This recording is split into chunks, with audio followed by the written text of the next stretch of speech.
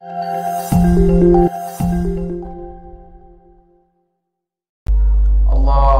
inna nas'aluka ilman nafi'a wa rizqan tayyiba wa amalan salihan mutaqabbala.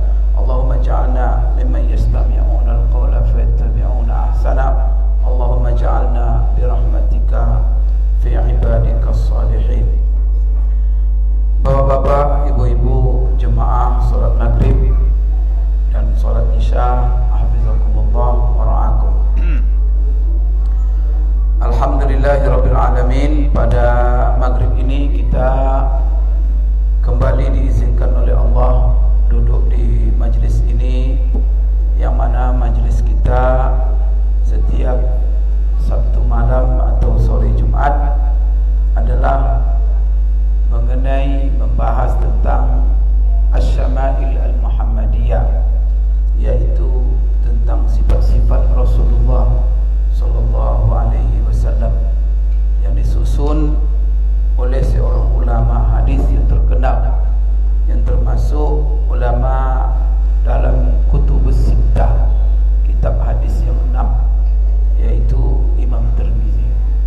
Imam Tirmizi yang dikenal dengan Sunan Tirmizi, dia sendiri menulis buku khusus tentang Asy-Syama'il Al-Muhammadiyah, sifat-sifat, baik sifat-sifat pribadi Rasulullah SAW atau sifat yang bersifat akhlak mulia Rasulullah SAW, yang mana ditulis oleh beliau, disusun berdasarkan riwayat-riwayat hadis-hadis dari Rasulullah SAW dalam buku yang berjudul Syama'il Muhammadiyah.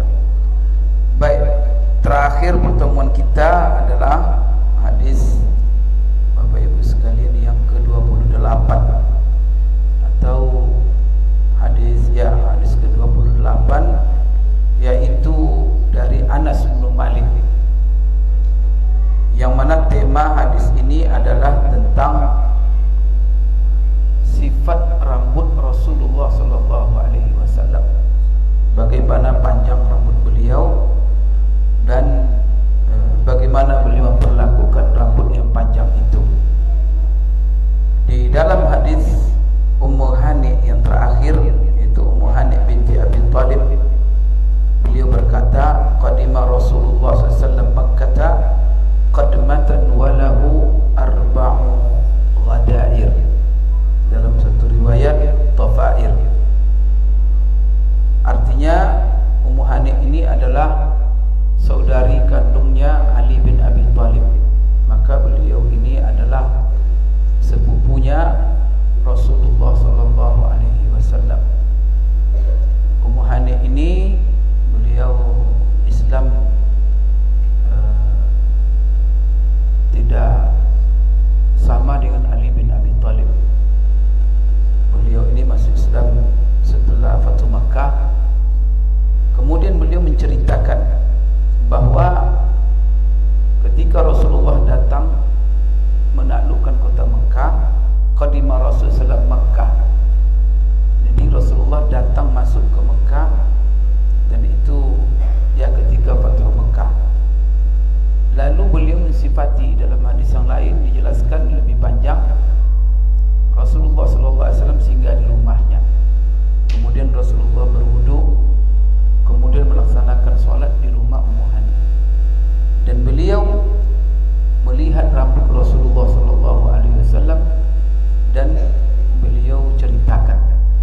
Jadi dia katakan, Ummu Hani, dia menceritakan Rasulullah pernah datang ke Mekah, kemudian beliau langsung mengatakan, qadima Rasulullah Makkah qadmatan, dan saya melihat Rasulullah itu rambutnya dijalin 4. Berarti beliau itu pernah menjalin rambutnya, dan ketika dia menjalin rambutnya itu dilihat sendiri oleh Ummu Hani, saudara kandungnya Ali bin Abi Thalib.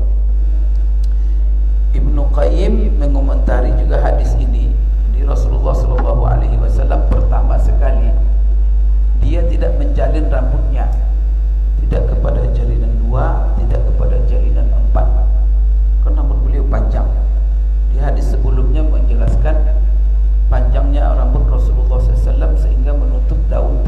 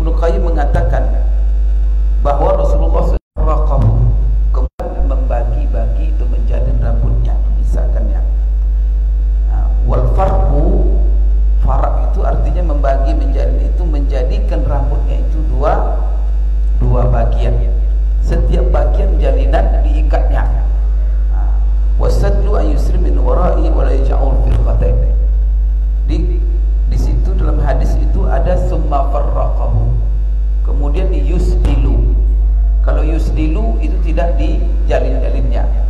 Berarti diarahkannya ke belakang. Wasadlu ayusdilahu min waraihi. Wasadlu itu adalah beliau arahkan rambutnya ke belakang tanpa dijalinnya. Wal farqu yaitu menjalinnya, baik itu menjadi dua. Sedangkan Ummu Hani menceritakan Rasulullah pernah dilihatnya rambutnya terjalin kepada 4 jalinan. Ini sifat rambut Rasulullah sallallahu alaihi wasallam. Kemudian dari Anas menceritakan anna sya'ra Rasulullah sallallahu alaihi wasallam kana ila ansafi uzunaihi, bahwa rambut Rasulullah sallallahu alaihi wasallam itu panjangnya sampai ke tengah telinganya. Ini kawan kita sudah uraikan. Ini Bapak Ibu sekalian menurut Anas. Kemudian dijelaskan kenapa sampai ke telinganya. Itu kalau dipandang dari sisi kiri dan sisi kanan. Tapi kalau dari sisi ke belakang itu sampai menyentuh bahunya.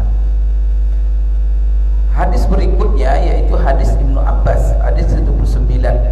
Hadis ke-29 ini, anna Rasulullah SAW kana yusdilu sya'rahu. Ini Ibnu Abbas menceritakan, dan sebagaimana juga dijelaskan oleh Ibnu Qayyim.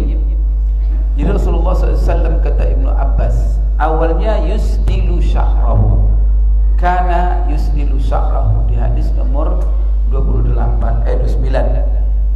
Karena yusdilu sya'rahu ini artinya apa? Dia melepaskannya rambutnya dan mengarahkannya ke belakang, tanpa dia membagi-baginya.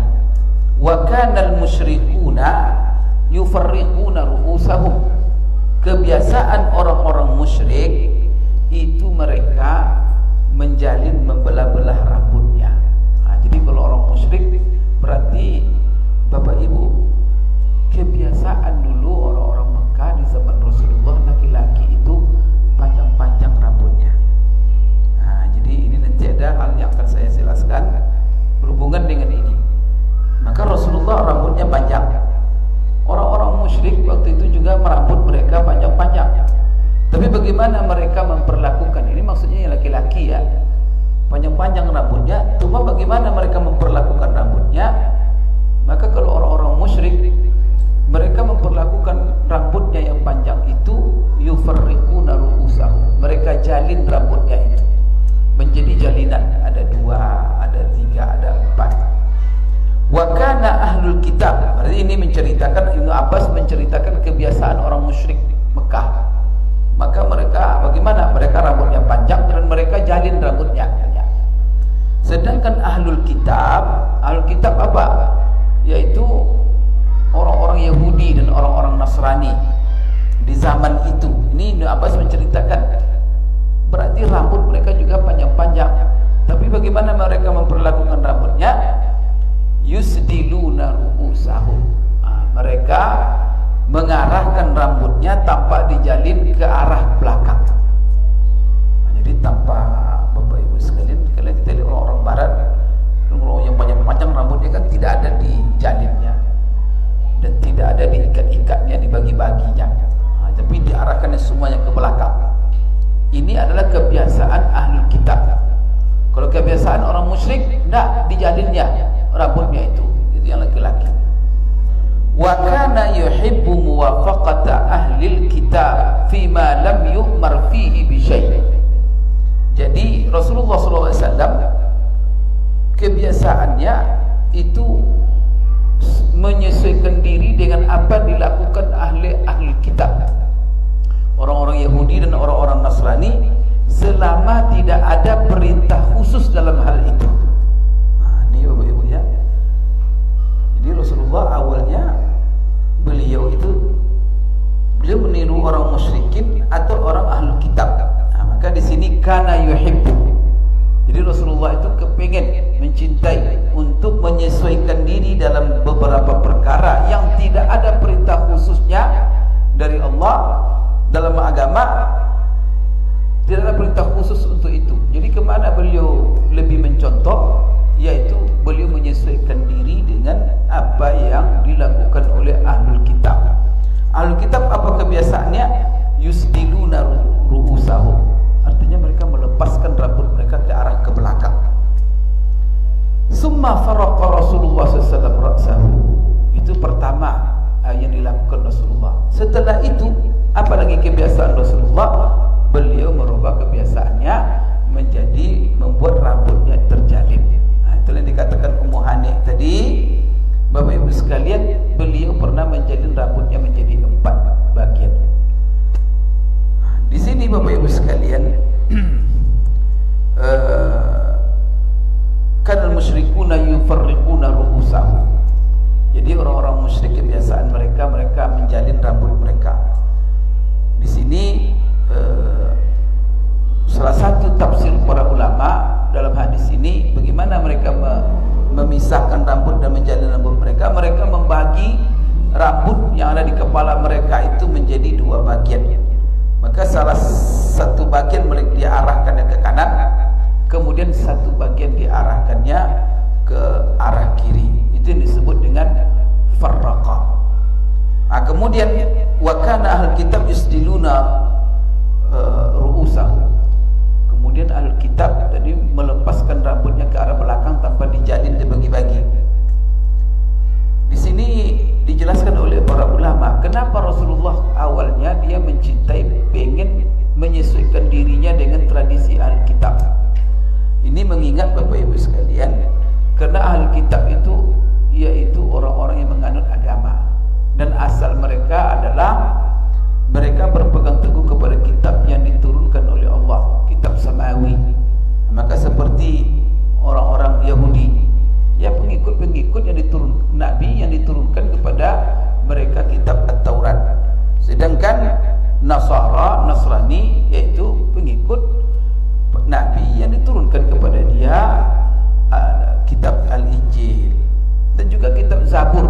Maka mereka itu ahli kitab. Yahudi itu kepada Nabi Daud dan juga kepada Nabi Musa. Oleh karena itu condong Rasulullah SAW untuk menyesuaikan diri dengan mereka. Kenapa? Karena mereka punya kitab.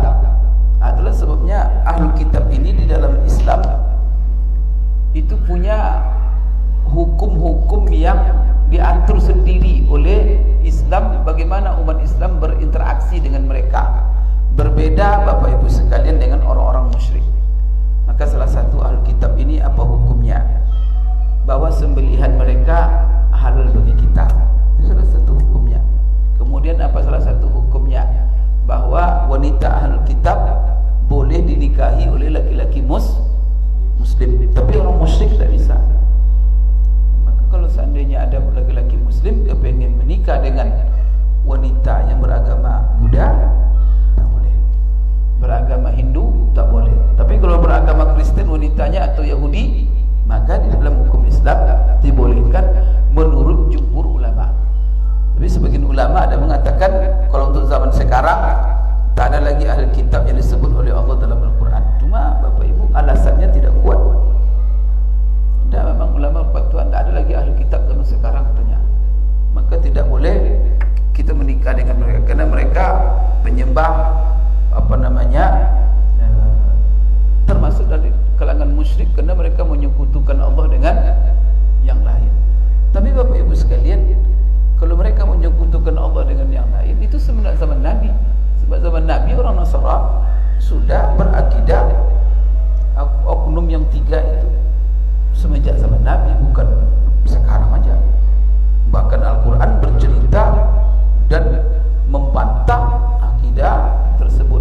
Artinya apa? Penyelewengan itu sudah terjadi semenjak zaman Nabi. Namun Allah menurunkan ayat Al-Quran menghalalkan bagi umat Islam untuk memakan makanan mereka, kemudian juga menikah dengan wanita-wanita mereka. Saya melihat pendapat jumhur kuat dalam hal ini. Cuma tidak boleh sebaliknya. Karena dalam Al-Quran yang dibolehkan itu apa? Laki-laki menikah dengan wanita Alkitab. Tapi sebaliknya wanita muslimah tidak boleh menikah dengan, kalau kita punya anak perempuan tak boleh dinikahkan dengan orang yang selain Islam. Kalau laki-laki bisa dengan mukminah, dan kalau dia ingin menikah dengan Alkitab itu halal baginya. Bapak Ibu sekalian, mengingat kerana ahli kitab itu mereka asal muasalnya punya kitab samawi, mereka pengikut para nabi, maka disinilah Rasulullah SAW kepengen, kalau tidak ada perintah khusus di dalam agama kita oleh Allah Subhanahu wa taala, beliau kemana beliau lebih sesuai? Apakah menyesuaikan diri dengan musyrik?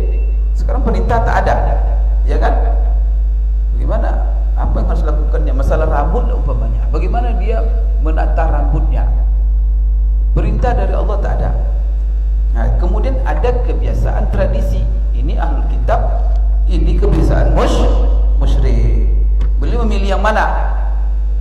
Beliau memilih ahlul kitab. Ini alasannya kenapa beliau dalam hadis ini diceritakan oleh Abbas memilih kebiasaan tradisi ahlul kitab. Namun Bapak Ibu sekalian, setelah itu summa faraqa Rasulullah SAW ra'sahu. Kemudian Rasulullah SAW dia memisahkan, menjalin rambutnya. Awalnya dia tidak menjalinnya seperti Alkitab. Setelah itu apa? Dia menjalin rambutnya. Artinya apa? Kedua-dua hal ini berarti tidak ada masalah, berarti tidak ada larangan. Bapak Ibu sekalian, di dalam sebuah hadis setelah itu ada hadis Ummu Hani nomor 30. An Ummi Hani qala ra'aitu Rasulullah sallallahu alaihi wasallam za dhafair arba'. Saya melihat Rasulullah sallallahu alaihi wasallam menjalin rambutnya menjadi 4. Kalau kita apakan jalinan itu, dhafair itu di ujungnya dia ikat. Jadi dijalin 4, setiap ujungnya itu dia ikat. Itu yang disebut dengan dhafair. Ikatan ujung jalinan yang 4. Kalau bahasa kita kan sanggul itu. Tapi tidaklah seperti sanggul kita. Jadi di sini Rasulullah SAW membagi 4 jalinan rambutnya sebagaimana diceritakan oleh Ummu Hani waktu itu di Mekah. Baik, ada satu pertanyaan Bapak Ibu sekalian. Ini kan banyak. Apakah sunnah? Karena Rasulullah SAW memanjangkan rambutnya. Apakah sunnah bagi kita untuk memanjangkan rambut seperti rambut Rasulullah SAW? Hanya kenapa tidak ada seperti rambut Rasulullah sekalian? Sebenarnya kalau kita meniru rambut Rasulullah sampai bahu, tapi kenapa kita tidak ada meniru rambut Rasulullah SAW? Para ulama juga ditanya. Maka salah satu di antara ulama, dan banyak ulama ketika ditanya apakah sunnah, coba tanya ulama-ulama dan baca buku-buku, apa komentar ulama di dalam masalah hadis-hadis seperti ini. Apakah sunnah kita memanjangkan rambut dan membiarkannya sampai ke bahu kena mencontoh Rasulullah SAW? Apakah itu sunnah? Maka jawaban ulama, tidak. Itu tidak merupakan sunnah. Kenapa? Terus Rasulullah memanjangkan rambutnya, apa masalahnya? Di sini Bapak Ibu sekalian.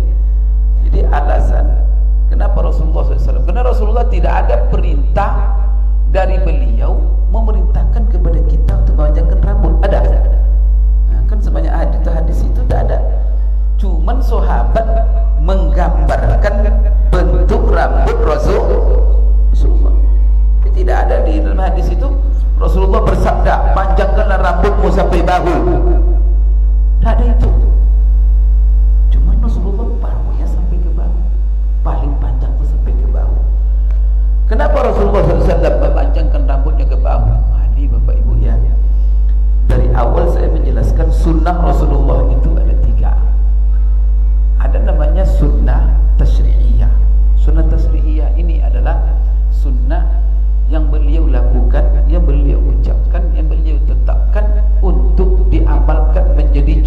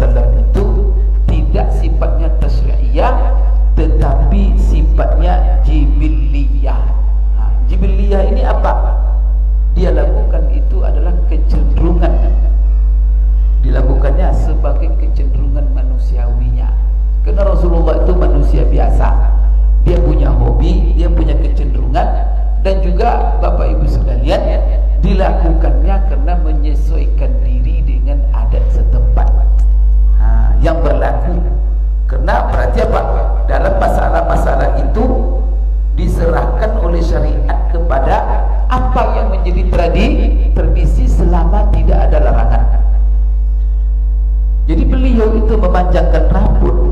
Rasulullah SAW sampai ke bahu. Kenapa? Karena mengikuti tradisi orang di zaman itu memang rambutnya panjang-panjang. Maka kalau ada yang pendek rambutnya diketawain orang. Kisah terbalik sekarang. Kalau panjang-panjang rambut, bilang ini preman dunia itu. Jadi tradisi Bapak Ibu sekalian. Maka hal-hal yang sifat tradisi ini, maka artinya apa?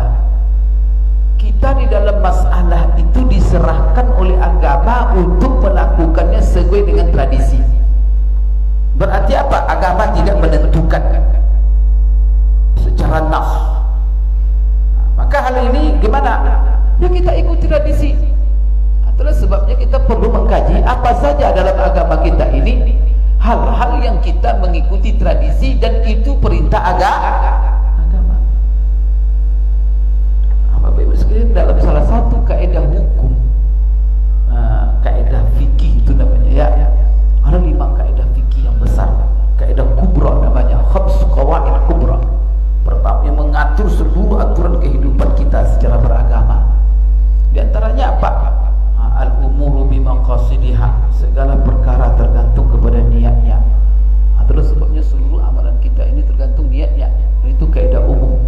Yang kedua Bapak Ibu sekalian, di antara kaidah itu adalah al-adatu muhakkamah, yaitu bahwa tradisi itu menjadi hukum dalam syariat kita. Tetapi ingat, kapan tradisi itu menjadi syariat? Apabila syariat menyerahkan perkara-perkara itu kepada tradisi. Maka contoh pakaian kita ini tidak ada. Kamu harus pakai pakaian begini dalam sholat. Yang diatur oleh agama cuma menutup aurat. Kemudian menutup bagian tubuh sesempurna mungkin. Maka Rasulullah SAW umpamanya, Rasulullah selalu menutup kepalanya. Maka tak pernah Rasulullah membuka rambut, walaupun rambut kan panjang itu, ya, tapi tak pernah dia buka. Beliau selalu pakai sorban. Kemudian di bawah sorban ada pula pakaian, nanti kan kita baca. Maka di sini Bapak Ibu sekalian, Rasulullah tak pernah dia membuka kain, dan beliau pakai jubah. Kadang-kadang di dalam pakaian sudah jubah ada pula nanti mislah namanya, atau pakaian di luarnya. Kemudian juga Rasulullah pakai sirwal di dalamnya. Ini semuanya akan dijelaskan dalam. Tetapi apa? Tidak ada secara khusus harus pakaian begini. Berarti apa untuk jenis pakaiannya? Seperti kita orang-orang Indonesia, Bapak Ibu sekalian, pakai pakaian seperti sarung, seperti batik, seperti koko, seperti apa, tidak ada masalah. Karena pakaian itu semua pertama dia menutup aurat. Kedua, dhabitnya oleh para ulama dari pakaian Rasulullah tidak transparan, tipis, menampakkan kulit, warna kulit dari luar. Kemudian yang ketiga, tidak sempit sehingga melihatkan lekuk-lekuk badan, menampilkan aurat. Maka hal ini selama Bapak Ibu sekalian, 3 perkara ini, dan termasuk nanti apa? Di dalam pakaian itu Bapak Ibu tidak terdapat gambar-gambar makhluk hidup atau gambar simbol-simbol agama lain seperti salib dan segala macamnya. Buat pula nanti ganti baju kita Tuhan dan patung Konghucu itu tak boleh. Gambar salib di baju tak boleh. Tapi selama itu terhindar semuanya, ya silakan. Maka kita tidak bisa menentukan mana pakaian Rasulullah SAW. Kalau ada orang mendakwa, contoh pakaian saya, inilah pakaian Rasulullah, ada itu. Itu orang ngawur-ngawur itu Bapak Ibu. Rasulullah itu apa? Pakaian yang banyak sekali. Nanti akan kita jelaskan pakaian yang pernah dipakai Rasulullah. Abu Daud di dalam sunannya pernah Rasulullah memakai 70 macam pakaian. Itu mana Rasulullah? Mana pakaian Rasulullah? Semuanya pakaian Rasulullah SAW. Dan dia memakai pakaian apa yang menjadi tradisi orang di zamannya. Maka itu Rasulullah SAW, selama itu tidak ada larangan dan tidak ada pula perintah khusus, maka Rasulullah mengikuti orang banyak tradisi. Maka Bapak Ibu jangan dikatakan nanti karena ada orang sunnah kadang-kadang katanya. Padahal sunnahnya itu mengikuti tradisi.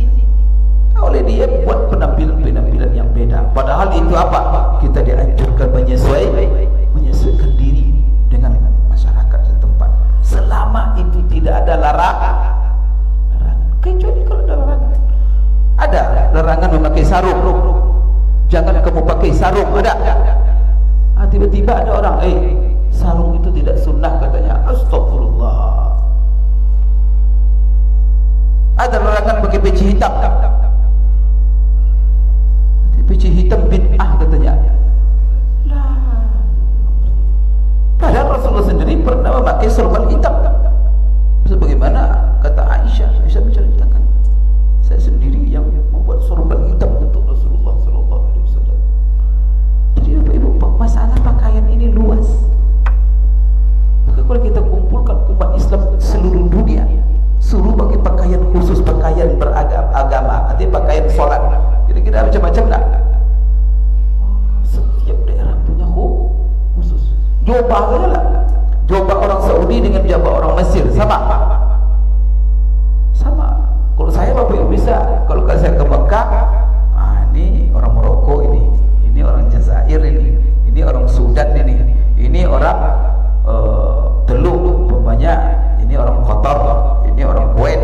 Nampak dari ciri tak salah semuanya. Atau mana yang sunnah itu? Saudi itu pakaian Saudi itu memang khusus pakai mislah tu. Kita lihat pulau Saudi itu kan pakai kutrah namanya. Setelah itu ada lagi yang ikat di kepala itu. Jangan boleh dibilang itu, itulah pakaian Rasulullah. Tidak, itu cuma pakaian orang Saudi itu. Tapi salah, tidak salah. Karena itu tradisi. Orang Indonesia pakai peci, pakai sarung, pakai kain koko, pergi masuk masjid. Salah. Itulah pakaian. Apa syariatnya? Kenapa? Itu syariat. Kenapa? Dalam masalah ini diserahkan syariat kepada adat, dan adat itu muhakkamah, dan adat itu menjadi hukum Bapak Ibu selama tidak ada larangan. Jadi yang dibuat Rasulullah, salah satu apa yang dilakukan Rasulullah itu sifatnya jibiliyah, itu kecenderungan kemanusiaan, hobi, kecenderungan. Kemudian selama itu tidak ada larangan, seperti tradisi. Maka bagaimana memanjangkan rambut termasuk dalam masalah itu. Beliau menyesuaikan diri dengan Bapak Ibu sekalian tradisi orang-orang Arab di zaman itu. Mereka rambutnya panjang. Jadi kalau Bapak Ibu melihat ada film-film zaman-zaman dahulu dibuat orang, coba lihat laki-lakinya itu rata-rata dibuat rambutnya panjang, karena memang begitu tradisi orang Arab itu. Maka Rasulullah SAW juga begitu. Maka salah satunya Bapak Ibu sekalian, ada pernah Rasulullah SAW melihat ada seorang anak, rambutnya sebagian kepalanya dipendekkannya, sebagiannya dipanjangkannya. Maka Rasulullah SAW bilang, jangan kamu buat seperti ini. Karena ada orang, Pak, di sini pendek, di sini panjang. Karena semua botak di sini, itu setelah itu di ujungnya itu dilarang. Itu qaza namanya. Dan itu salah satu bentuk cukur rambut yang dilarang Rasulullah SAW. Maka Rasulullah bilang apa? Ketika dia melihat seorang anak, sebagian rambutnya dicukur, sebagiannya dibiarkan. Apa kata Rasulullah? Ihlikhu kullahu, cukur semuanya, awit truk kullahu, atau biarkan semuanya. Di sini Bapak Ibu sekalian, kalaulah Bapak Ibu sekalian memanjangkan ataupun mencukur, maka ini tradisi. Mau botak, mau separuh botak, kemudian mau panjang, tetapi jangan dibuat paruh. Kalau kamu mencukur, cukur semua. Kalau kamu panjang semua. Berarti apa? Panjang itu tidak harus. Karena Rasulullah katakan, kau pilih aja, botak ya botaklah semua. Kalau panjang semua. Berarti memendekkan juga tidak salah, memanjangkan juga tidak salah. Yang salah separuh panjang, separuh. Itu yang namanya Bapak Ibu qaza. Oleh karena itu Bapak Ibu sekalian, memanjangkan rambut itu kata para ulama seperti Rasulullah itu tidaklah sunnah yang dianjurkan kita, tetapi Rasulullah melakukan hal itu karena mengikuti tradisi yang berlaku ketika itu. Oleh karena itu, bagaimana kita Bapak Ibu sekalian menyikapi masalah ini? kembali kita kepada tradisi kita. Maka kalau tradisi kita sekarang orang memanjangkan rambut tuh, Bapak Ibu sekalian, kadang-kadang orang tak baik, ya kan? Apalagi Bapak Ibu sekalian, kita lihat kan, ya ulama-ulama kita juga. Ada ulama besar. Kita lihat di dunia ini yang panjang rambutnya. Ini kan hadis ini kan. Saya banyak ketemu ulama-ulama seperti ulama Saudi, ulama dari Mesir. Ulama Saudi itu ada Syekh bin Baz, ada Syekh Utsaimin. Kalau ulama Mesir itu ada Syekh Sya'rawi, ada Syekh Yusuf Qaradawi. Ulama Maghrib, ulama apa? Satu pun mereka tak ada yang manjangkan rambutnya. Malah yang manjangkan rambutnya di dunia ini ahli-ahli musik yang begitu tergitar, joget-joget di mimbar. La ilaha illallah. Maka bapak-bapak, kenapa tidak ada banyak? Padahal Rasulullah panjang rambutnya. Jadi kalau kita baca hadis kan, Rasulullah panjang rambutnya. Kenapa tak panjang rambutnya ini? Itu menunjukkan bahwa ulama tidak mengajarkan Bapak Ibu banyak. Karena masalah panjang rambut di zaman Rasulullah, tradisi di zaman kita sekarang berbeda. Kembali kita Bapak Ibu sekalian kepada masalah memanjangkan rambut tadi. Berarti memanjangkan rambut bagi laki-laki seperti Rasulullah itu bukanlah sunnah. Jadi Rasulullah memanjangkan rambut karena mengikuti tradisi di zaman itu. Maka masalah begini yang diserahkan kepada tradisi masing-masing selama di situ tidak ada larangan. Salah satu larangan yang perlu diperhatikan adalah Bapak Ibu bagi kita umat Islam, karena ada perintah Rasulullah dan larangan Rasulullah. Apa itu? At-tasyabbuh. Yaitu jangan sampai kita memanjangkan ataupun membuat model-model rambut niat motivasinya menyupai orang-orang non-muslim di dalam tradisi-tradisi khusus, apalagi itu berhubungan dengan simbol-simbol mereka. Maka ini begini potongan rambutnya ini simbol, apalagi jadi simbol orang-orang non-muslim, kemudian simbol orang-orang tak baik. Ada potongan-potongan rambut, ini simbol orang, ini simbol. Tapi itu kelompok-kelompok orang-orang yang tidak baik kita contoh. Maka di sini ada kaidah umumnya oleh Rasulullah SAW, man tashabbaha biqaumin fahuwa minhum. Barang siapa yang meniru-niru satu kaum, maka dia termasuk golongan mereka. Tetapi kalau hal itu tidak menjadi khusus, tetapi itu hanya Bapak Ibu tidak khusus untuk simbol-simbol tertentu, maka tidak ada masalah. Sekarang barangkali Bapak Ibu kita seperti umat Islam yang ada di Riau di Indonesia ini, ya, ciri khas tradisi orang-orang beragama itu rambutnya tidak panjang. Kaki kita itu jangan panjang. Itu adalah tradisi. Kemudian juga Bapak Ibu sekalian, tidak boleh kita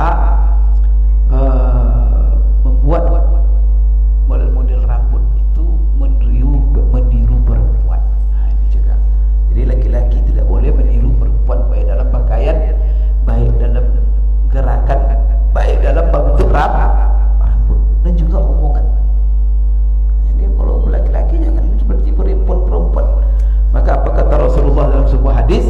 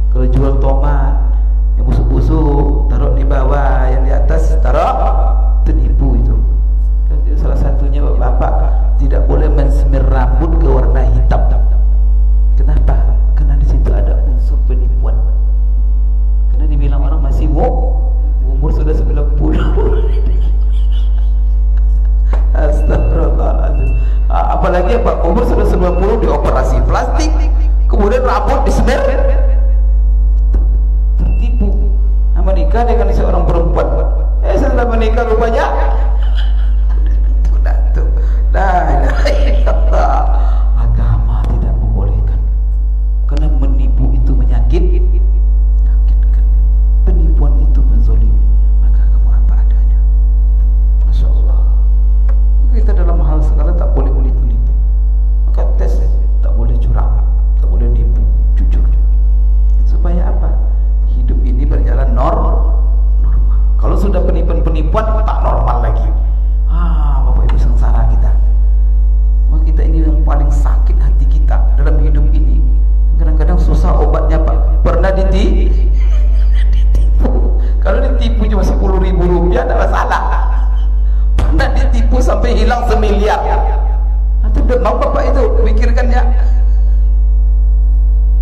Beli tanah. Rupanya tanah yang dibeli itu tanah orang dijualnya. Kita udah bayar, diambil duit kabur dia. Astagfirullahaladzim. Agama Islam mengharamkan dan menghukum berat orang-orang menipu dan mengakibatkan zalimi orang lain. Baik Bapak Ibu sekalian, jadi di sini tidak boleh. Silakan rambut bagaimana modelnya, tapi jangan ada yang dilarang. Yang dilarang itu menyerupai ya orang-orang yang tidak baik dalam rambutnya. Kemudian Bapak Ibu menyerupai laki-laki, perempuan dalam rambutnya, juga dalam pakaian. Maka kadang-kadang Bapak Ibu sekalian, kita lihat ada pula orang Bapak Ibu pura-pura sunnah. Kamu kenapa kamu panjangkan rambut kamu? Panjang rambut begini. Padahal dia niru preman sebenarnya. Kenapa kamu panjang rambut? Sunnah Rasulullah katanya. Tapi kalau kita lihat tak pernah sholat aja, jadi sunnah rambut aja sholat dah. Itu sunnah tuh Bapak Ibu. Rambut panjang sunnah Rasulullah. Kerjanya pacaran dengan cewek-cewek apa, astagfirullahaladzim Bapak Ibu. Ini musibah tau sekarang. Di namanya mengolok-olok. Jadi Bapak Ibu sekalian, di sini ya, maka memanjangkan itu ya kembali Bapak Ibu kepada, kalau orang-orang baik di zaman ini tradisinya memanjangkannya silakan. Tapi kalau tradisinya memendekkan, ikut saja tradisi. Dan Rasulullah alasan memanjangkan itu karena tradisi di zaman itu begitu Bapak Ibu sekalian. Termasuk Bapak Ibu ya, masalah jenggot. Maka sebagian ulama kenapa tidak mengharamkan mencukur jenggot? Ini sebagian ulama. Ya, pula salah pula berarti ini bukan fatwa saya, ini kan saya menukil dari ulama. Sebagian ulama mengatakan kenapa Rasulullah memanjangkan jenggotnya? Karena tradisi orang laki-laki di zaman itu berjenggot. Abu Jahal pun jenggotnya banyak. Firaun pun jenggotnya banyak. Ditarik oleh Musa, ngejerit dia. Kenapa ceritakan dalam Quran? Ketika dia Musa diasuh oleh Fir'aun, gimana mau sampai menggigil tarik Musa. Jadi ingat Fir'aun pun berjenggot. Maka apa? Jenggot itu tradisi di zaman itu, laki-laki begitu. Oleh karena itu Rasulullah berjenggot. Kalau seandainya tradisinya sudah berubah atau apa, maka ada yang mengatakan mencukur jenggot itu hukumnya cuma makruh, ya. Begitu Bapak Ibu. Ada yang mengatakan karena di samping tradisi ada perintah Rasulullah, ada larangan Rasulullah mencukurnya, maka masuk kategori itu hukumnya haram. Maka ini masuk masalah khilafiyah. Ada yang mengatakan begini, ada yang mengatakan ini. Maka yang baiknya ya pelihara jenggot. Maka kalau melihat orang pelihara jenggot, jangan pula sinis. Itu bagus itu menjaga sunnah Rasulullah Sallallahu Alaihi Wasallam. Saya kira Bapak Ibu sekalian begitu juga ya, mewarnai-warnai rambut.